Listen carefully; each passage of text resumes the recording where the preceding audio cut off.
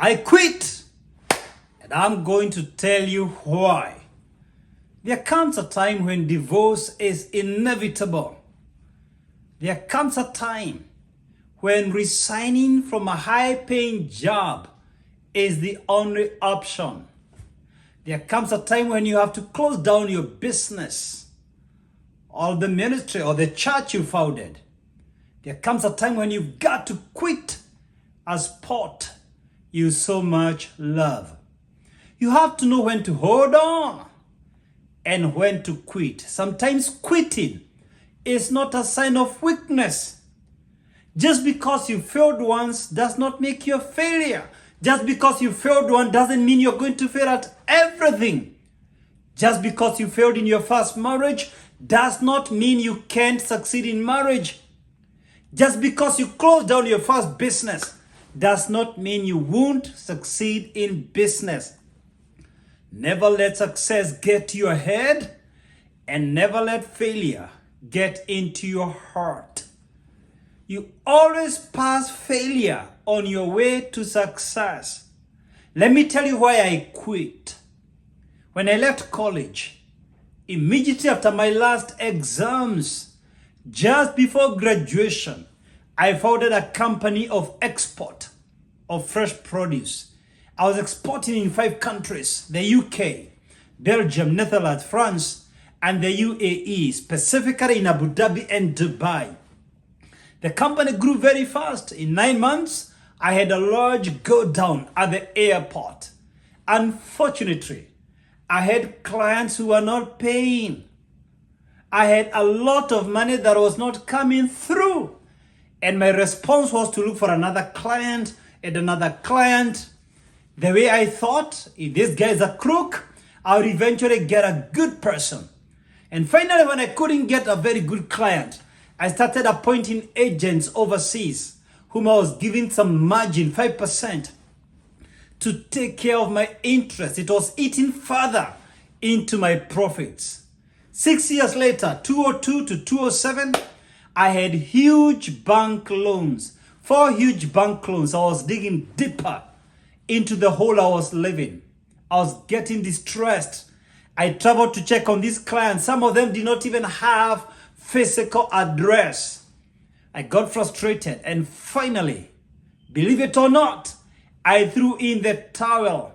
And that's the first time I had some true peace of mind in 6 hard years, working almost 24 hours to get fresh produce abroad. Huge bank loans.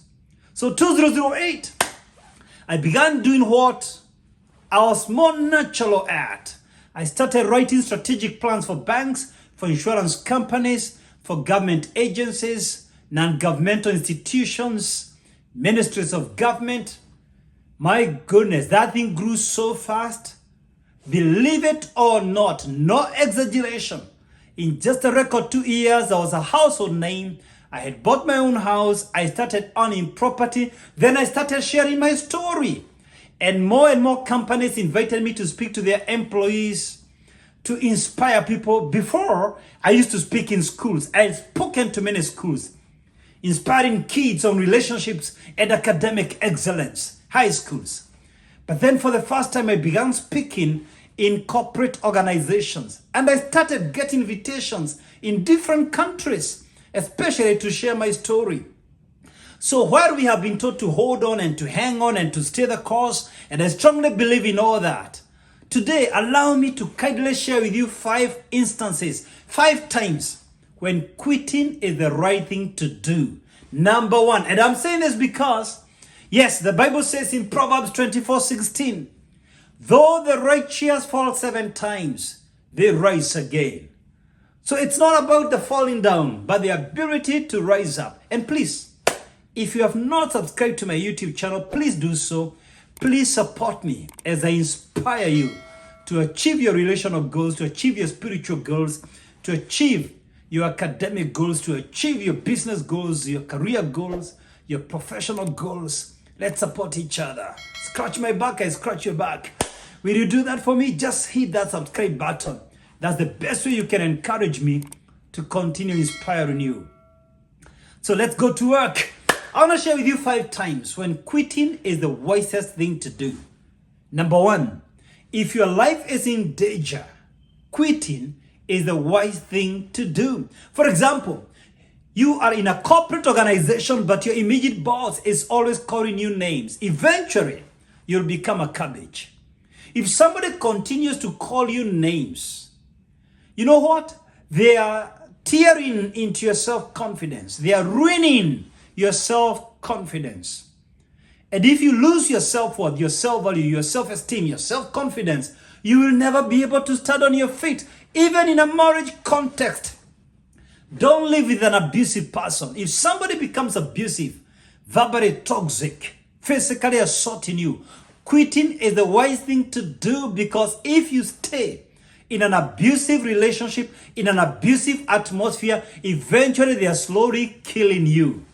Yes, if you're compromising your mental well-being, your physical well-being, quitting is the right thing to do. Number two, when quitting is the wisest thing to do. Number 2, you've dug yourself into a hole.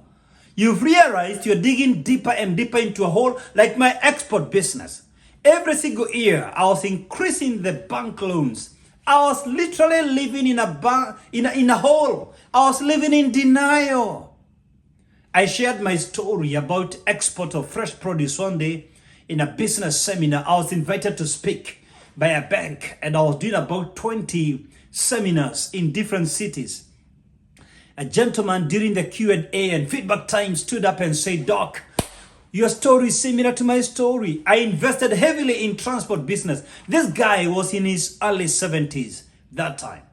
And then he said, this transport business, years later, he had consistent, recurrent lower back pains, migraines. He started developing ulcers. His health began to deteriorate the day he decided to shut down that business and sell off the vehicles.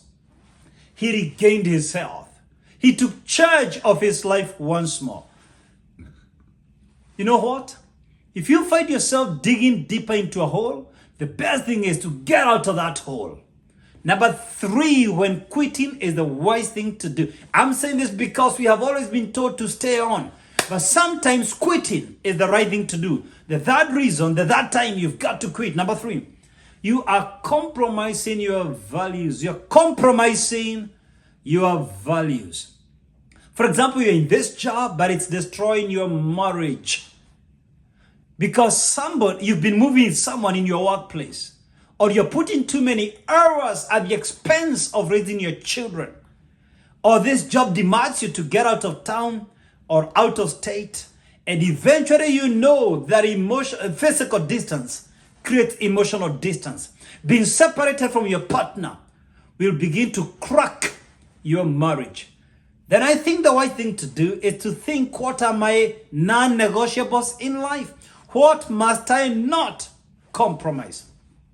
Or maybe you're listening to me at your road contractor, and because you keep on giving kickbacks to the chief engineer and to the director procurement and to the finance office for them to pay you, you compromise on the road standards, you compromise on the big queues, you compromise on the quality of the road or the building you're putting up, risking lives of people. You're putting up a bridge, but you're compromising the standards, and many lives may be lost because of your corrupt means.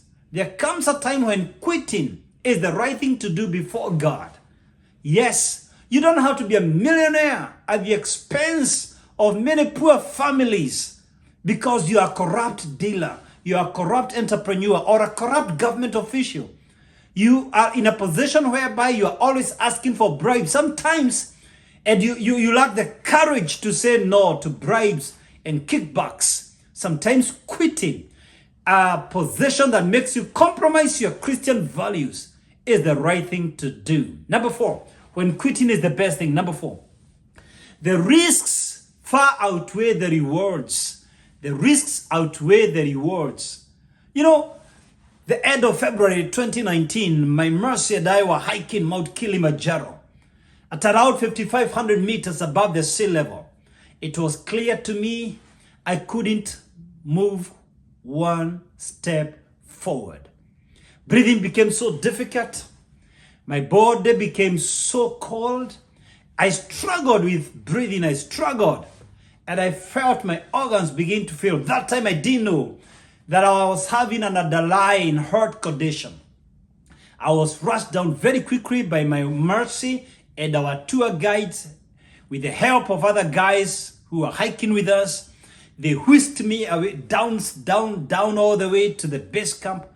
And I believe that saved my life. About 15 people die on Mount Kilimanjaro every year because of altitude sickness. And I believe if they didn't act fast enough, I would have perished. You know what? It is easy to try to go for the fame, to try to hit the summit, but you can end up killing yourself trying to hit that goal. I attempted that mountain 1 month later, the first week of April, the last week of March, the first week of April. But this time round, the same year, 2019, the 8th week of March, first week of April, I slowed down on my pace and we walked slowly. And guess what? We managed to go all the way to the summit, to Uhuru Peak. It was exciting, 5895 meters above the sea level, the highest point in Africa, the highest freestanding mountain in the world. I mean, it was breathtaking, seeing the clouds beneath us. But it took me 1 month break for my second attempt. That time I didn't know that my heart aortic valve had collapsed. And I had to go through an open heart surgery later, years later. But I didn't know there was any condition. So trust me, just going down and doing a second attempt was the right thing to do. Sometimes you have to do take two. Sometimes you have to do a second attempt and that attempt, even in a relationship or in a business, in a ministry, it's okay to do take two. It's okay. You know what? If you're in a business where the GP margins are too low, it's not worth, for example, you invest $1 million for a business that is giving you $5,000 a month. The risks far outweigh the rewards. You need to close it down. A good business should give you at least 15% GP margin, gross profit before tax. It should give you a reasonable, at least 15% a GP margin. Why should you invest $1 million US? You're risking $1 million USD to get 5,000 USD. That risk far outweighs your rewards. It's not worth it. It's not worth the effort. That risk is not worth the effort. When quitting is the right thing to do, number five, you are lacking fulfillment in life. Notice, every business is challenging. Every business is difficult. But if you're doing what you are meant to do, you enjoy the process, no matter how daunting the task, no matter how challenging the assignment. Like now, what I'm doing with you right now, this is my space. This is my natural element. This is what I love doing from the bottom of my heart. Every cell of my being loves inspiring people, encouraging folks, uplifting lives. This is who I am. This is who I am. You've got to find your place. You've got to find your space. You know what? If you're operating outside your God-given purpose, if you're operating outside the purpose God intended for you, you're pushing rocks uphill. You're swimming against the current. You're flying against the wind. Life becomes difficult because of self-resistance. You're working against your natural talents and gifts and abilities. Your first assignment on this planet is to discover the purpose for which God created you, your reason for existence. Your second assignment is to pursue that purpose with singleness of heart. Don't try to work against your natural talents, your natural gifts, your natural abilities, your natural endowments. You are created for a purpose. And if you operate within your God-given gifts, talents, and purpose and passions, you flow. No matter how challenging the journey, no matter how challenging the venture, no matter how challenging the business, there is some energy within you. There is some internal inspiration. There is intrinsic motivation. There is intrinsic fire when you operate in your God-given purpose. And that's the reason I wrote this book. I wrote this book to help people discover their God-given purpose. My life journey. This is not about me. It's about your life. How to discover the purpose for which God created you. And for those of you in business, I wrote a book, or those who want to get into business.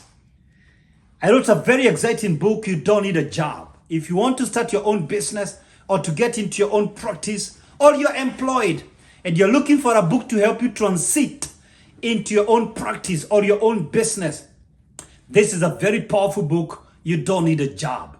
Very powerful book. I interviewed some 8 guys who are doing so well, 4 men, 4 women, and I shared my personal story. You don't need a job. You need to work.